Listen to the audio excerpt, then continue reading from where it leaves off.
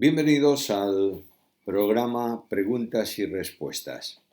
Vamos a comenzar con las que tenemos seleccionadas para el día de hoy y la primera de ellas viene de Emanuel Jiménez Silva, que dice: ¿qué opina sobre escuchar la voz audible del Señor?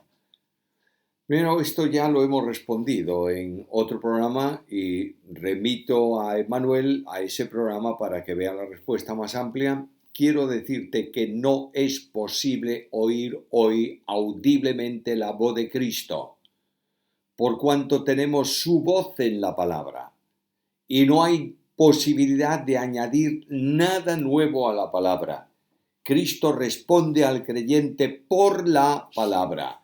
Es verdad que puede ser que el Espíritu de Dios conduzca al creyente en un momento determinado, de día o de noche, en sueño o no sueño, a un texto bíblico correspondiente en el cual Cristo, por medio de la palabra, le habla en algún asunto que necesite espiritualmente.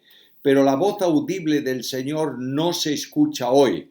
Lo diré con palabras de alguien que afirma: ¿tú quieres oír la voz de Cristo? Lee la Biblia. ¿Quieres oír la voz de Cristo que te habla en alto? Lee la Biblia en alto. No se puede oír la voz de Cristo hoy de una forma especial, con una revelación especial que no esté escrita en la Biblia.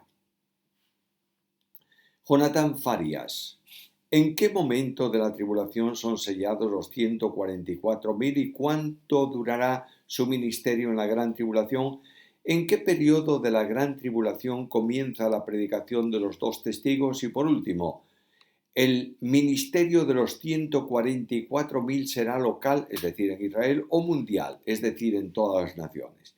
Primeramente, el momento es en la segunda mitad de la tribulación, cuando son sellados. A la segunda pregunta, el periodo de la gran tribulación en cuanto a los dos testigos es también en la segunda mitad de la tribulación y ellos tienen su ministerio de forma especial en Jerusalén. Y por último, el ministerio de los 144.000 es universal. Isaías habla de que serán enviados también los profetas del Antiguo Testamento a todas las islas de la tierra, a todos los lugares de la tierra. Quiere decir, por tanto, que el Evangelio será predicado a todas las naciones. Ahí tenéis lo que dice el Señor en el sermón profético, y estos hombres, estas personas selladas por Dios y custodiadas por Él, llevarán el Evangelio a todas las naciones del mundo, y muchos miles de personas serán salvas por el ministerio de ellos. Ángela Silva: Juan 3:16 es un aristo, bueno, supongo que quieres decir un agoristo.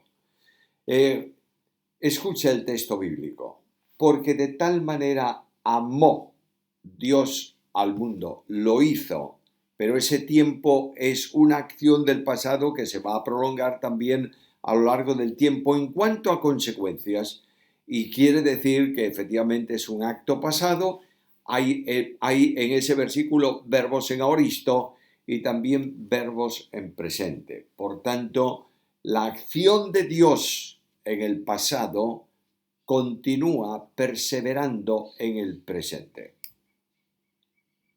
Ángela Silva: ¿qué opinas sobre la danza trinitaria? Como ilustración, ¿qué es danza trinitaria?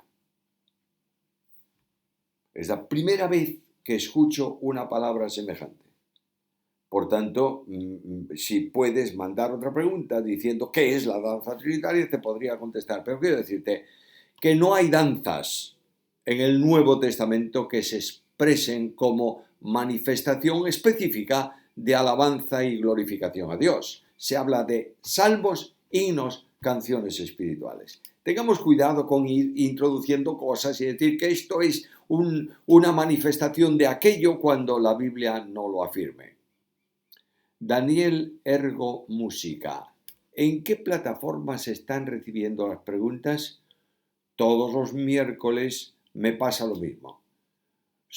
Supongo que haces alguna pregunta en el chat en directo y no la respondemos durante la emisión. tienes que hacer las preguntas como comentario. En cada programa, en el programa que tú quieras, no importa cuál sea, el de los martes o de los miércoles o de los viernes o el del domingo, tú pones ahí en comentarios una pregunta y vamos a responderla en su momento. Enrique Maya Cano. Tengo 20 años y estoy empezando a estudiar la Biblia. He visto en otro video de preguntas y respuestas que impartía clases de teología bíblica y me gustaría saber cómo acceder a ellas. Saludos desde Barcelona.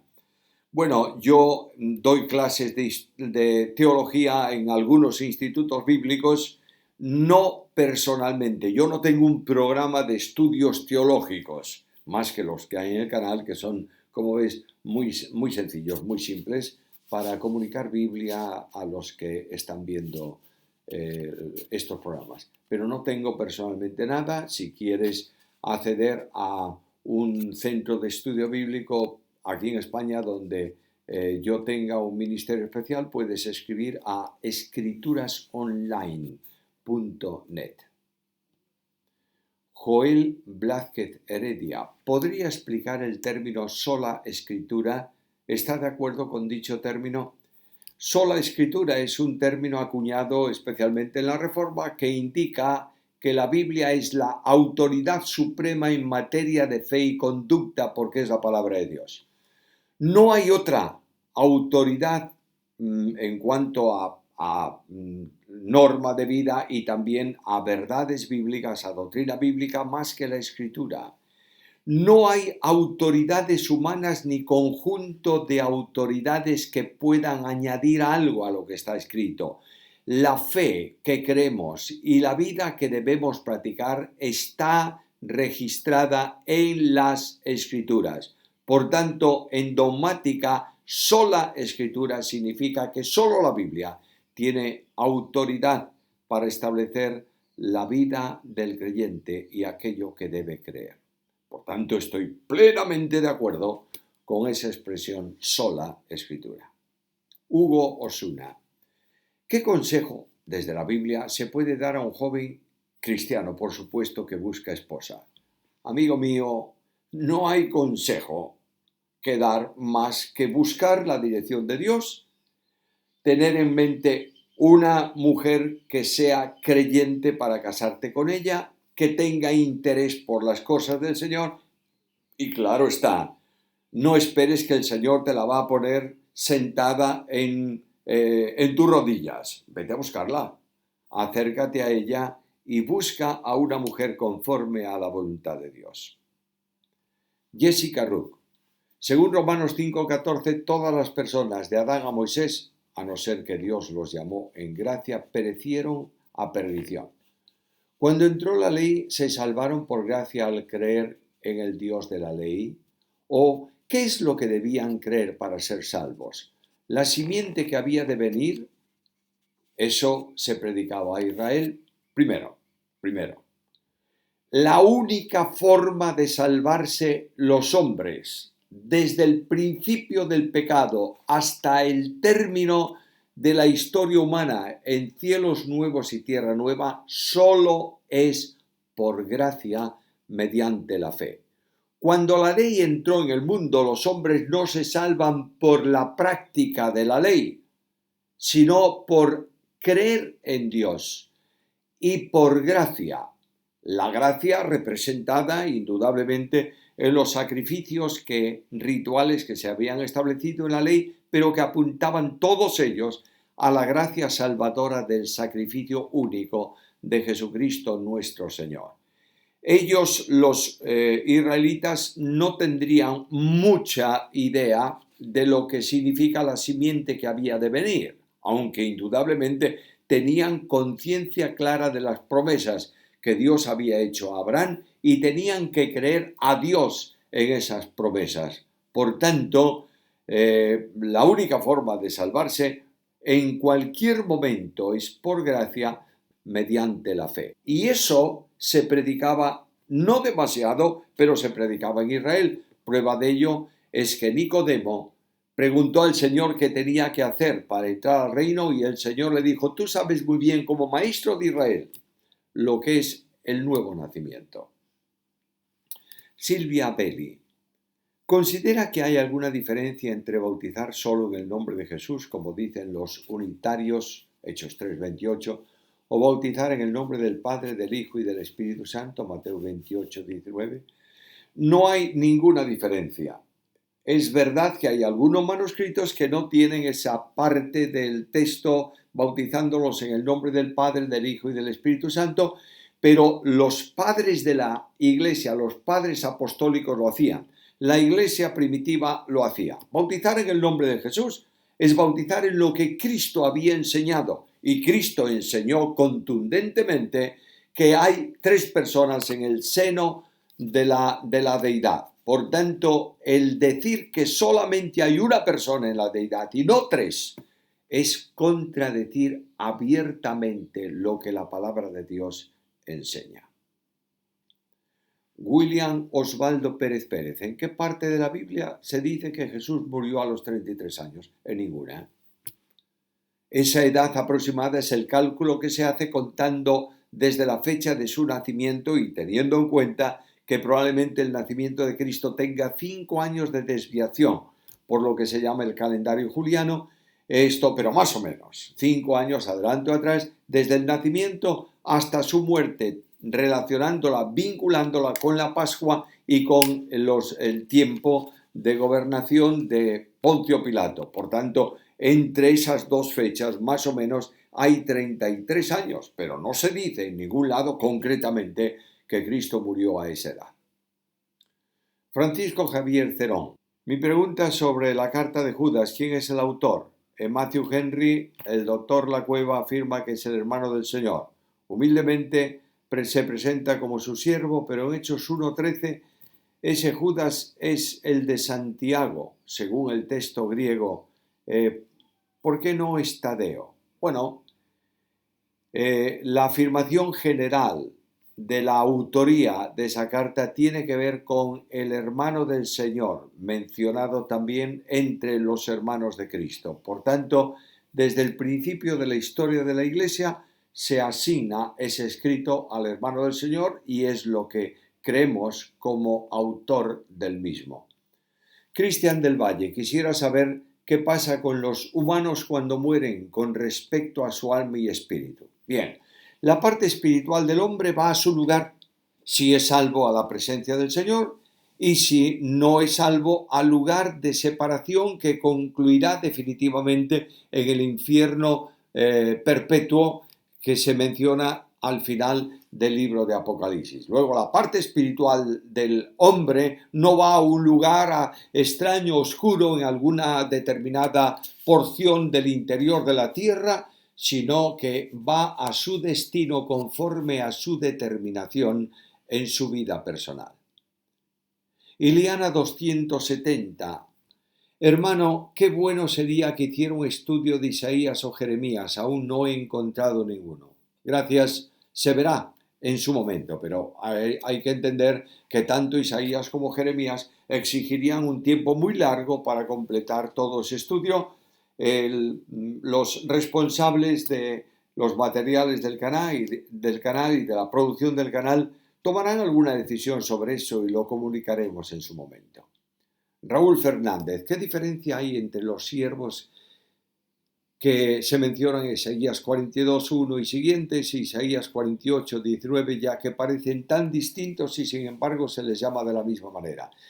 En la profecía de Isaías hay una referencia como siervo directa al Mesías y en otros lugares se habla de que el siervo es Israel, por ejemplo 43:10, 44:1, etcétera, etcétera.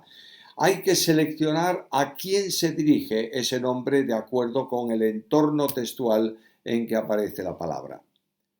Pablo Abal de la Fuente. Si el diablo conoce las Escrituras, uno piensa que podría cambiar sus planes, sobre todo en lo que se refiere a Apocalipsis. ¿Cómo se explica esto? Bueno, Satanás pecó porque quería ser semejante al Altísimo. Isaías capítulo 14, versículo 14. Por tanto, no dejará de perseguir ese objetivo pecaminoso que lo arrastra inexorablemente a la destrucción.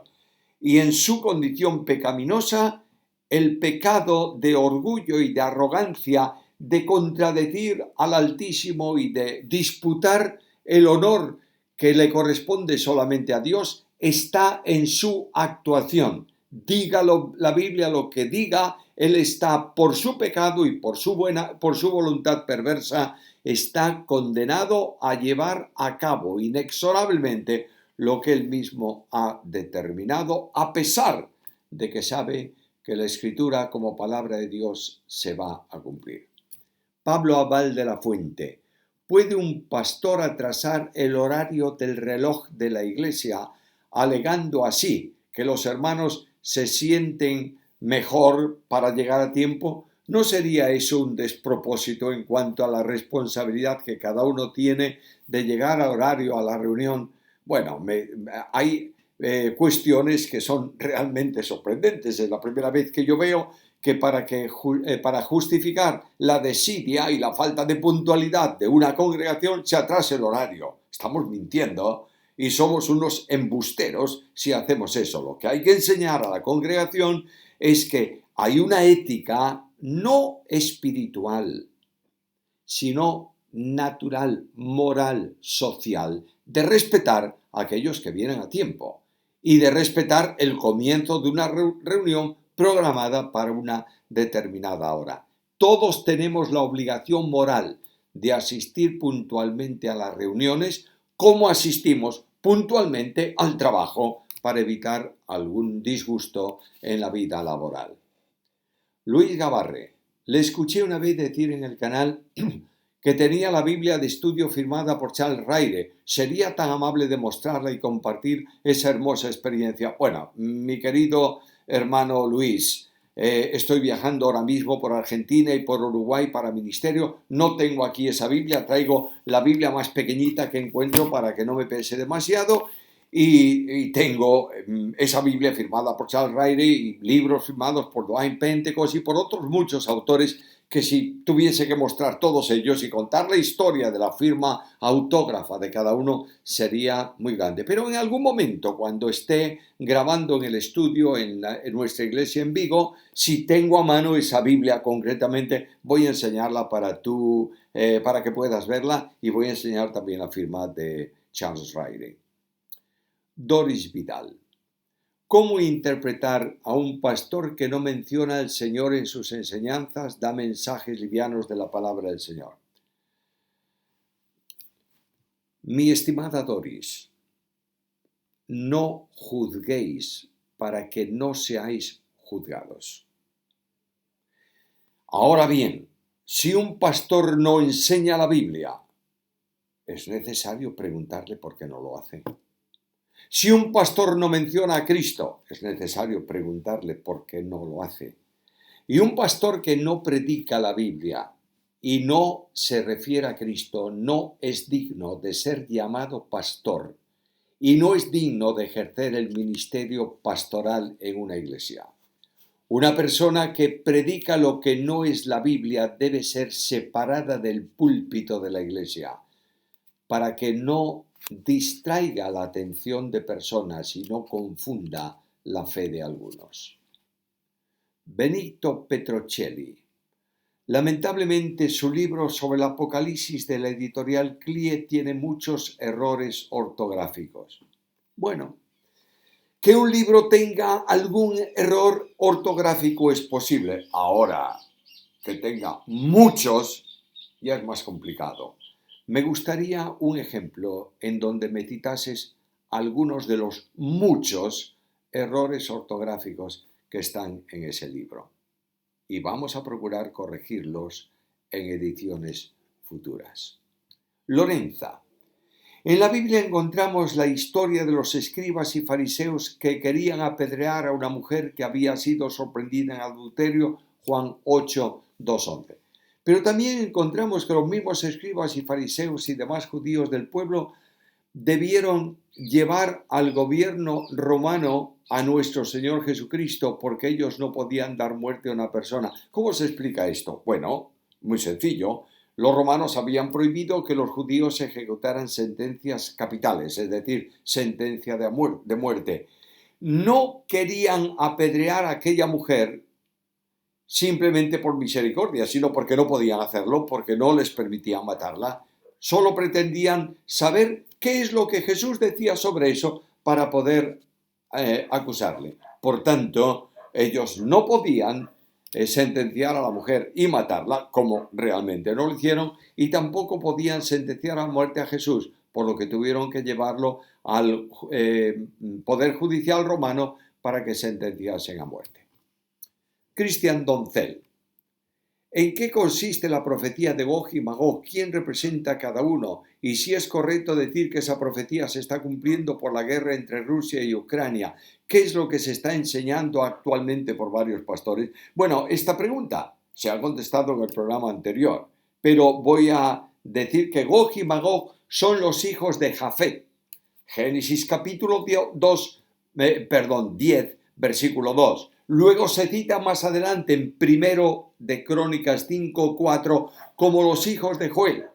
Algunos consideran que Gog y Magog es el reino del norte y usan para eso Ezequiel capítulo 38 que dice: Hijo del hombre, pon tu rostro contra Gog en tierra de Magog, príncipe soberano de Mesec y Tubal. Y algunos dicen que esto es Rusia y que Mesec significa Moscú y Tubal significa Tobolski, la capital del Asia rusa. Bueno, estas son ideas de los hombres, pero cuando se refiere al reino del norte que va a atacar a Israel, se refiere a la última semana de Daniel. Si la guerra de Rusia y Ucrania fuese la guerra de Gog y Magog, quiere decir que estaríamos en la gran tribulación. Y esto no es así, porque no se ha cumplido la señal de inicio de la última semana, que es la firma del pacto del anticristo con Israel.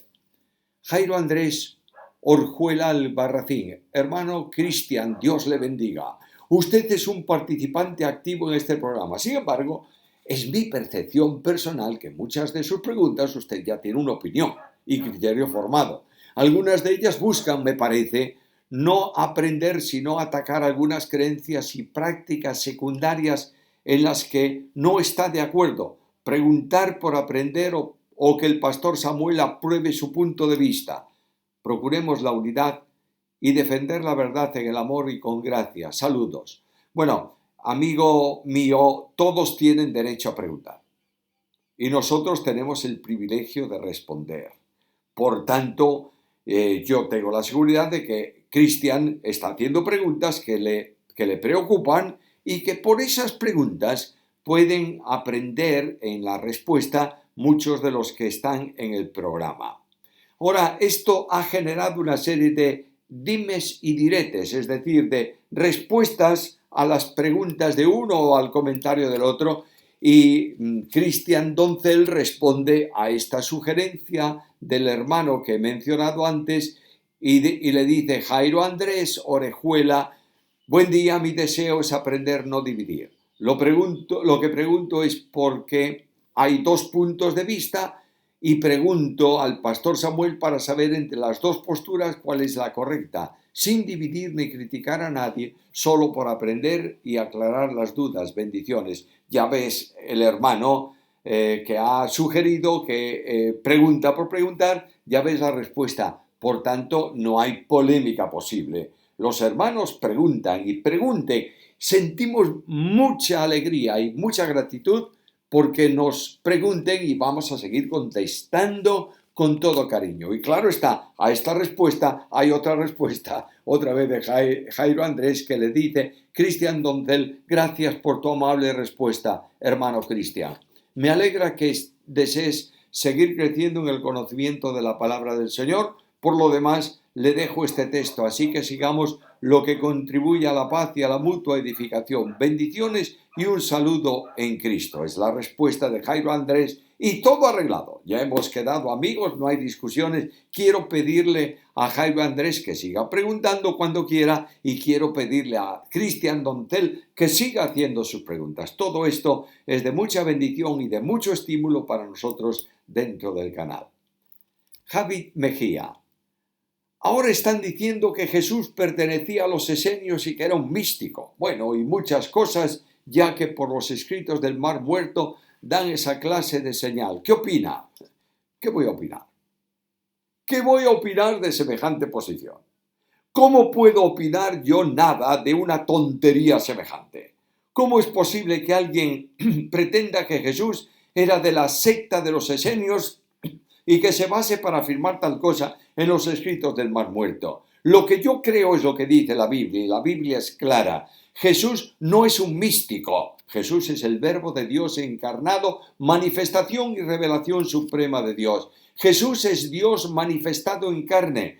Jesús es una persona de la Santísima Trinidad en el mundo de los hombres. Jesús es el creador del cielo y de la tierra, Juan 1:3.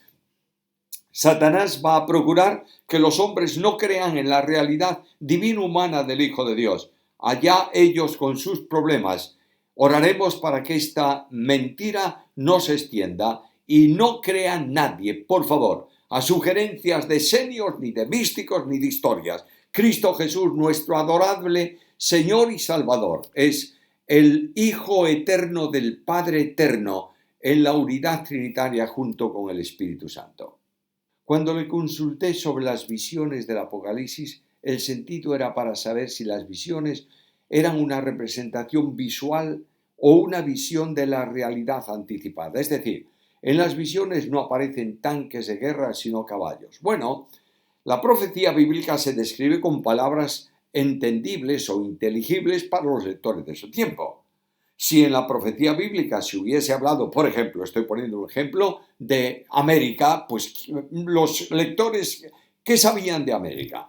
Si en la profecía bíblica se habla de tanques de guerra del siglo XXI, pues no tienen ni idea de lo que son tanques de guerra, pero saben que los caballos son instrumentos poderosos en las batallas y en el armamento de aquel tiempo. Por tanto, lo que están describiendo es una idea de guerra y de guerra fuerte por la presencia de caballos y de acciones que se describen de formas figuradas para dar a entender un conflicto de gran dimensión que tendrá lugar en el tiempo. Pero a Juan o al profeta no le presenta un tanque porque imposible que se imaginaran lo que era un tanque de guerra y lo pudieran entender y describir.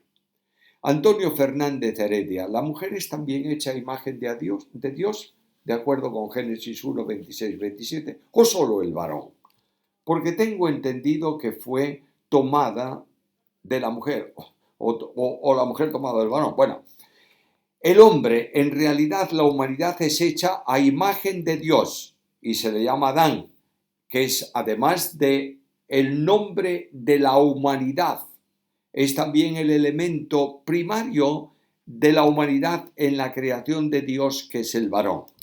Luego Dios vio la imperfección de su proyecto, porque él había determinado que estuviesen en la humanidad el hombre y la mujer.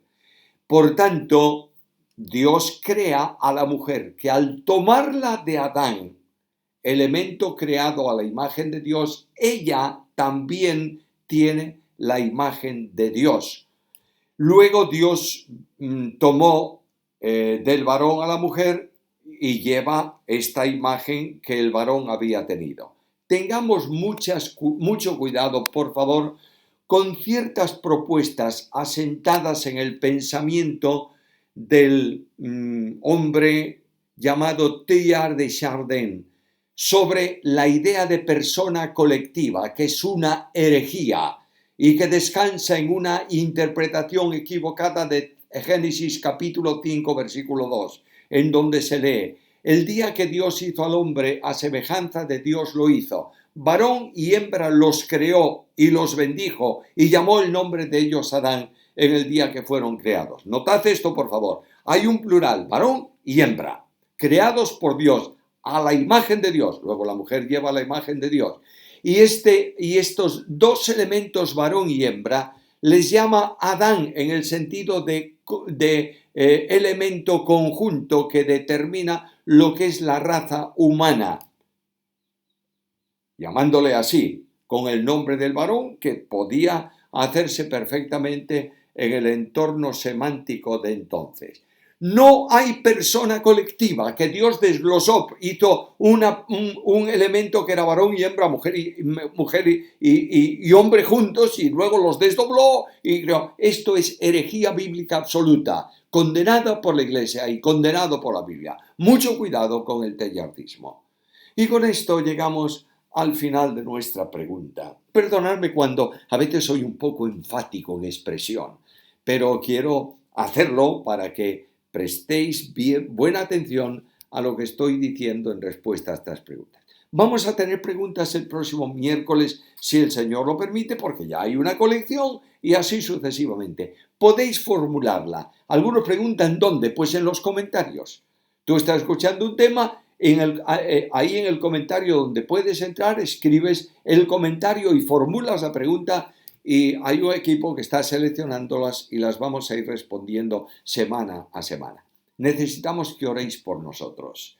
Estamos realizando un trabajo que nuestro propósito es edificar al pueblo de Dios, predicar la palabra, glorificar al Dios de la Biblia, sometiéndonos incondicionalmente a Él y reconociendo su soberanía. Por tanto, si puedes invitar a otros a que se suscriban al canal, será una bendición para nosotros si esto es también de privilegio para ti. Pedimos a Dios que tengáis una excelente semana bajo la protección de sus alas, siendo bendecidos por Él. A Él sea la gloria.